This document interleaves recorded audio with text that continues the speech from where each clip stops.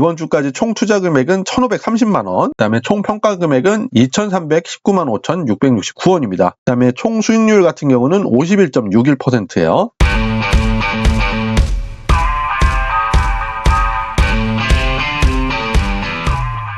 자, 반갑습니다. 유라차입니다. 이번 주에 가장 큰 이슈는 이거였죠. 미국 배당 ETF에 관련된 절세 계좌의 배신. 제가 이제 급하게 영상도 찍긴 했는데, 세금을 더 내라고 해서 이제 화가 나신 건 아니잖아요. 여기 신문기사에서 보면 국가가 국민의 노후 보장을 위해 추가로 지원해줘도 모자랄 판에 있던 혜택도 뺏는 것은 바람직하지 않다. 여기에 대해서 지금 막 화가 나시기 때문에 이렇게 날린 거잖아요. 일단 어떻게든 뭐 나라에서 방법을 좀 찾아주겠죠. 그때까지 좀 기다려 봐야 되고, 제가 좀 우려되는 거는 해외 ETF 중에 배당을 위주로 받았던 한국판 SCHD, 뭐 솔미당, 타미당, 코미당, 에미당 뭐 이런 애들 있잖아요. 이런 것들을 뭐 지금 막 매도를 하고 있다, 이런 뉴스들이 막 나오고 있는데, 일단 잠깐 좀 진정을 하시고, 조합가세를 맞을 수도 있으십니다. 그렇기 때문에 일단 숨 한번 크게 쉬시고 이제 진정하신 다음에 이렇게 매도를 하시는 거를 말씀드릴게요. 배당주와 지수 ETF 투자자 간에 서로 갈등 아닌 갈등이 있었잖아요. 뭐가 더 우월하다 뭐 이런 얘기가 있었는데, 이번 관련돼서 어느 정도 좀 정리가 되지 않았을까 싶습니다. 제 채널을 봐주시는 분들처럼 미국 지수 ETF에 투자하신 분들은 이번 사항과 전혀 무관하십니다. 특히 ISA 계좌에서는 국내 상장 해외 지수 ETF에 대한 매매 차익에 대해서는 ISA 계좌에서 9.9% 분리과세를 해주기 때문에 저희 같은 사람들은 뭐 계속 꾸준하게 해외 지수 ETF에 대한 투자를 하시면 되고요. 기존에 해외 배당 ETF에 투자하셨던 분들은 곰곰이 한번 생각해 보시고, 제가 하고 있는 이 비율 투자법에 대해서 한번 따라해 보시는 것도 좋지 않을까 조심스럽게 추천드리겠습니다. 저 같은 경우는 ISA 계좌에서 지금 70대 30 비율 투자하고 있어요. 미국 나스닥 100 레버리지의 70%, 그 다음에 현금 30%는 이제 타이거 CD금리 투자 KIS, 이렇게 해가지고 7대 3 비율 투자를 하고 있습니다.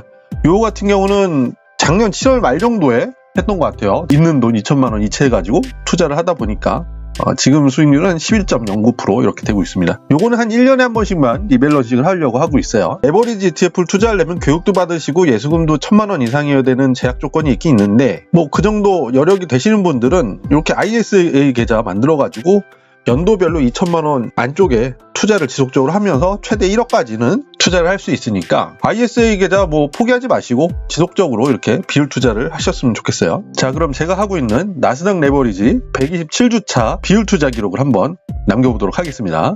자, 요거 같은 경우는 제 일반 계좌예요. 저도 예전에 ISA 계좌에 대해서 잘 몰라가지고 일단 일반 계좌로 시작하다 보니까 다시 ISA로 옮기기도 좀 그렇고, 그래가지고 그냥 일반 계좌를 계속 투자를 하고 있고요. 그 중에 계좌에서 미국 나스닥 100 레버리지 80%입니다. 요거는 작년 8월 5일날 서킷 브레이커 맞고 나서 70%를 80%로 비중을 좀 높였어요. 미국 나스닥 100 레버리지는 1,441주를 갖고 있고요. 평가 금액은 1,850만원 정도 돼요. 수익률은 64.52%. 이제 현재 주가는 12,840원입니다.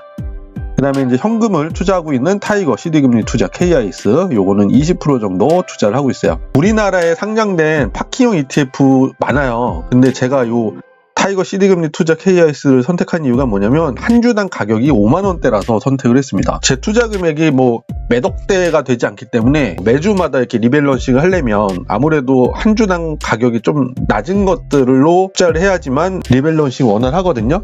그러다 보니까 제가 불가피하게 타이거 CD금리 투자 KIS를 선택한 거고요. 만약에 투자 금액이 굉장히 크시다 그러시면은 그냥 뭐 다른 파킹형 ETF 100만원짜리 이런 거 선택하셔도 상관은 없습니다. 자, 요거 같은 경우는 이제 82주 보유하고 있고요. 평가 금액은 456만 4,120원. 그 다음에 수익률은 1.73%입니다. 현재 주가는 55,660원이에요. 이번 주 투자를 위해서 이제 10만원을 이체를 해놨어요, 현금을. 그래서 12만 3천원 정도 현금을 보유하고 있습니다. 자, 그럼 이번 주 투자를 하기 위해서 리밸런싱 계산기를 불러와야죠. 각각의 평가금을 이렇게 입력을 해줍니다. 제 영상 많이 봐주셨던 분들은 이제 지긋지긋할 정도로 숙달이 되셨겠죠.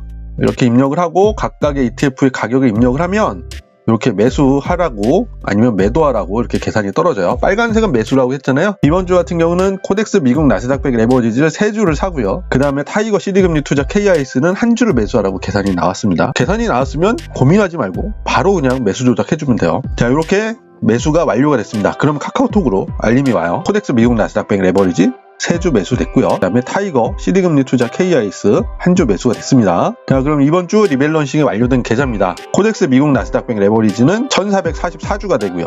평가 금액은 1854만원. 그 다음에 수익률은 약간 좀 떨어지겠죠. 64.26%. 타이거 CD금리 투자 KIS 같은 경우는 83주를 보유하고 평가 금액은 461만 9,780원. 수익률은 1.69%입니다. 그 다음에 지금 계좌에서 표시가 되는 수익률은 46.30%고요. 평가손익은 730만원 정도 되겠네요. 그래서 추정자산은 한 2,300만원 정도 되고 있습니다. 저는 이렇게 투자 기록을 항상 엑셀로 남겨요. 이번 주까지 총 투자 금액은 1,530만원. 그 다음에 총 평가 금액은 2,319만 5,669원입니다. 그 다음에 총 수익률 같은 경우는 51.61%예요. 요거 같은 경우는 제가 나스닥백 레버리지를 100% 보유했을 때랑 70대 30 아니면 80대 20으로 비율 투자를 했을 때 각 경우에 수익률을 비교하기 위해서 그래프를 한번 그려봤어요. 요 회색이 계좌의 수익률이고요. 100%만 유지했을 때 굉장히 급하게 떨어지잖아요. 이런 게 좀 심리적으로 타격이 좀 세거든요. 얼마까지 떨어질지 모르기 때문에 여기서 중간중간에서 손절할 수가 있기 때문에 항상 현금 일정 비율 유지를 하면서 이런 하락 시기에 현금으로 계속 추가 매수를 해주면서 심리적으로 버틸 수가 있고, 요런 시기에 매수를 했다가 이렇게 다시 반등하는 시기에 주식을 매도를 하면서 현금 금액 보유량을 늘려서 심리적인 안정감을 누리는 그런 투자 방법이에요. 오래오래 계좌를 유지할 수 있지 않을까 생각하다가 제가 만들어낸 방법이에요. 자, 요거는 계좌의 평균 단가입니다. 평균 단가는 이제 계속 꾸준하게 이제 상승을 해주고 있고요. 그 다음에 나스닥 레버리지 가격도 이제 계속 올라가고 있죠. 자, 요거는 평가 금액과 투입 금액을 비교한 그래프입니다. 요 차이가 수익 금액이 되는 거죠. 매주 10만원씩 투자를 하다 보니까 이렇게 꾸준하게 우상향을 해주고 있는 모습이고요. 요 파란색처럼 이렇게 제 평가금도 꾸준하게 우상향을 해주고 있어요. 자, 이렇게 이번 주 비율 투자가 완료가 됐습니다. 정말 순식간이죠. 엑셀에다가 내 평가금만 입력하고 그 다음에 ETF 가격 입력하면 매주 사라고 매주 매도하라고 계산이 나와요. 그대로 매수 매도만 해주면 투자 끝입니다. 그 다음에 내가 하고 싶은 일 하면 되는 거예요. 이런 투자가 있는데 배당주 투자를 하실 겁니까? 굳이 그러실 필요 없죠. 스트레스 받으면서. 자, 요거 같은 경우는 제가 소액으로 2배, 3배 ETF에 투자를 하면서 오랫동안 끌고 가면 이제 목돈을 만들 수 있다. 이런 방법으로 해서 씨앗 투자법이라고 말씀을 드리면서 투자를 하고 있는 계좌예요. 요건 토스증권의 주식 모으기 기능을 사용하고 있고요. 제가 모으고 있는 ETF는 PPA, TQQQ, UPRO입니다.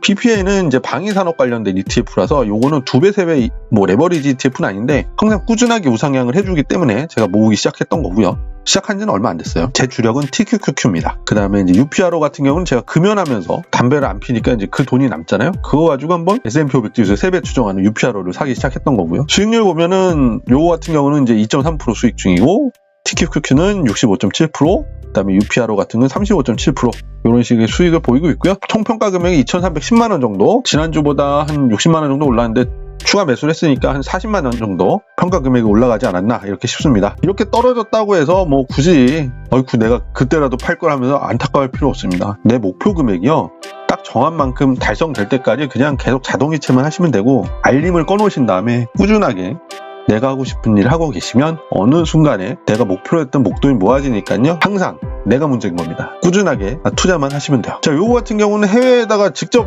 투자를 하는 거기 때문에 이건 세제 혜택이 없습니다.